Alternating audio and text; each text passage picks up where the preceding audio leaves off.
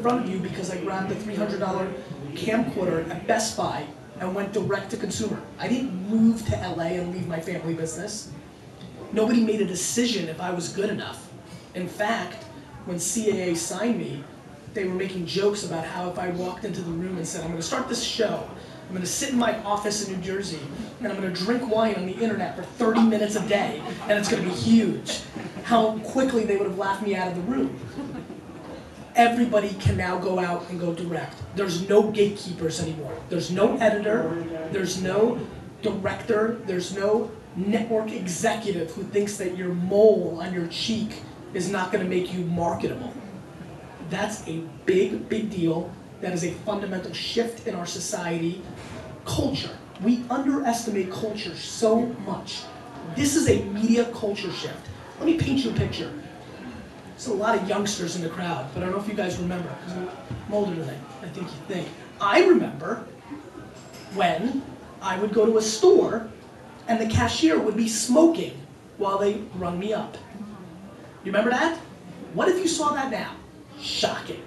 I remember when I would drive on the highway, and when I was done with my Coke, I threw it out the window. And so did everybody else. Remember that? That was commonplace. You know, I remember that when kids got out of line at Toys R Us, Mom shake the shit out of them. Commonplace. All three things now that if you saw it, you'd be stunned by. Culture. You know, and what's happening now is we're about to hit a massive media culture shift because the media has completely painted all the pictures that we believe. You know, the media in this country is massively underrated. You know, we definitely are quick to say, oh, look at the media in Russia and Iraq and all these other places.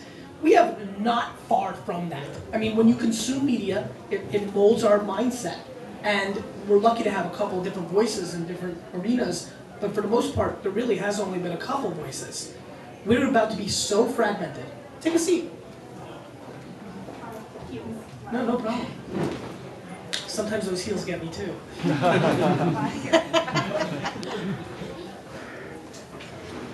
In this media shift, everybody has the opportunity to tell a story. And that to me is really special. The fact that every one of us, you know, here's how I kind of look at it as creating a business about what you love and media and what have you. 5 years ago, only a select few lucky of us would be, yeah, get in there. Only a few select lucky of us would be able to actually go, you know, to Yankee Stadium and stand up there and get a swing. And whether we hit a home run or a single, we really wouldn't know, but you had a shot. Every person in this room and every person in this world right now legitimately has a swing. Now, many people are going to strike out, and some will hit singles. I have no idea if you're going to hit a double to the gap, a home run, a grand slam, but here's what I know. I believe that if you're not 100% happy, that you owe it to yourself to put in the hard work to build a business around your passion. I really do. I mean, I feel like if you really love knitting or coffee or rock climbing or parenting or raking leaves, whatever the heck it is, if you love it more than life, the only way you'll work the hours needed to build a real business is if you love it. Because it does take 12, 15, 20 hours a day of hustle to build a real business. And it doesn't happen in 2 or 4 or 8 months. And way too many people, in my opinion, have no patience.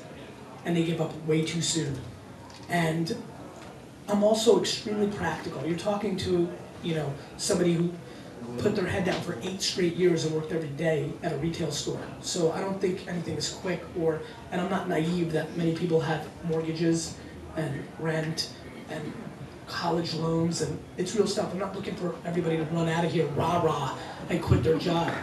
But if you're not pumped, there's no way that you can justify to me watching 3 hours of Lost or 2 hours of Nintendo Wii Tennis or 9 straight episodes of Gossip Girl or Mad Men.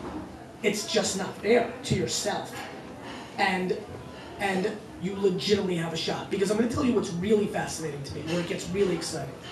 Some of you might know that I started a consulting company a couple months ago with my brother. That is unbelievably tiny. 13 days, amazing.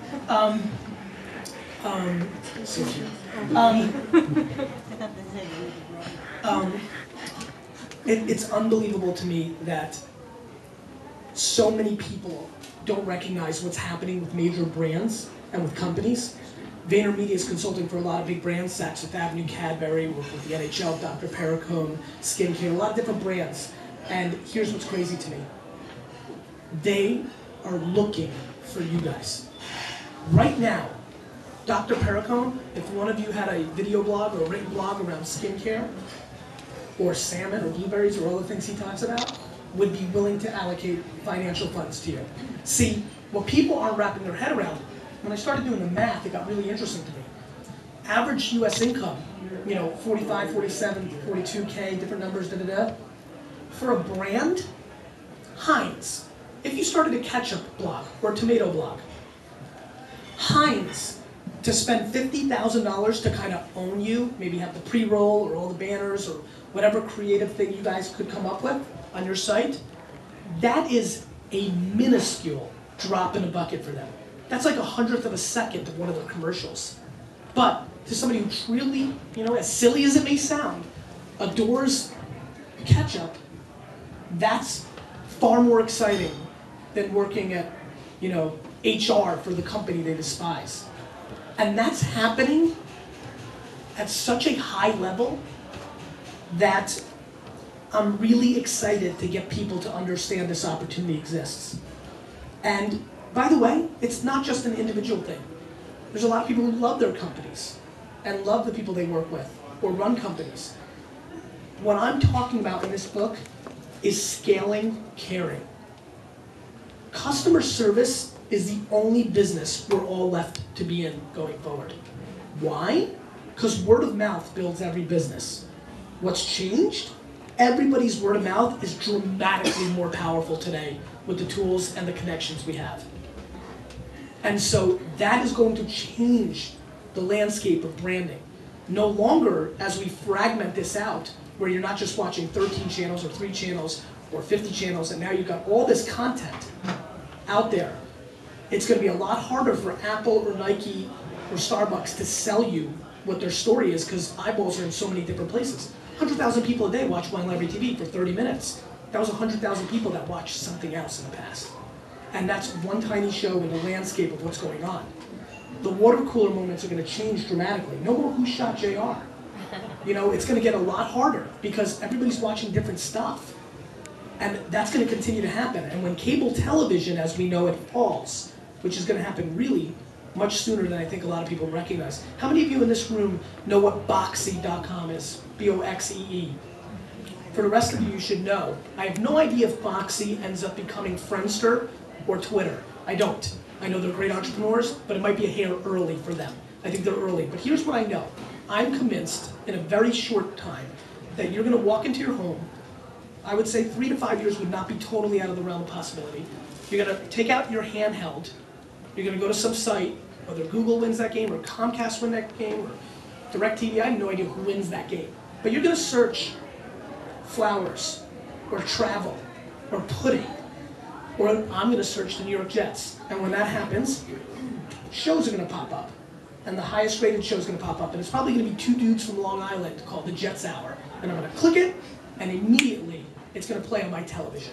And when that happens, everything changes. Because cable, the way we buy it, is going to be more and more unacceptable, especially to the generation that recognizes the way we buy it. See, the rest of us that have grown up with it for a long time, we don't think about it. This product is not a la carte. If you went right now to the cafe over here and they were the cable company and you said, I'll take a coffee, they'd say, that's great. You're going to also take every other thing on the menu. That'll be $437 plus. That's how we buy cable. I'm pissed that I pay $8 a month for Lifetime each month. I don't want it, and Lizzie doesn't watch it. And there's a lot of other things like that in cable. And I think, that's right, and ESPN's $17 a month. But I'll watch Lizzie. So what I know is this. That starts crumbling. Those things are, it's coming. There's really no option. When people talk about internet companies,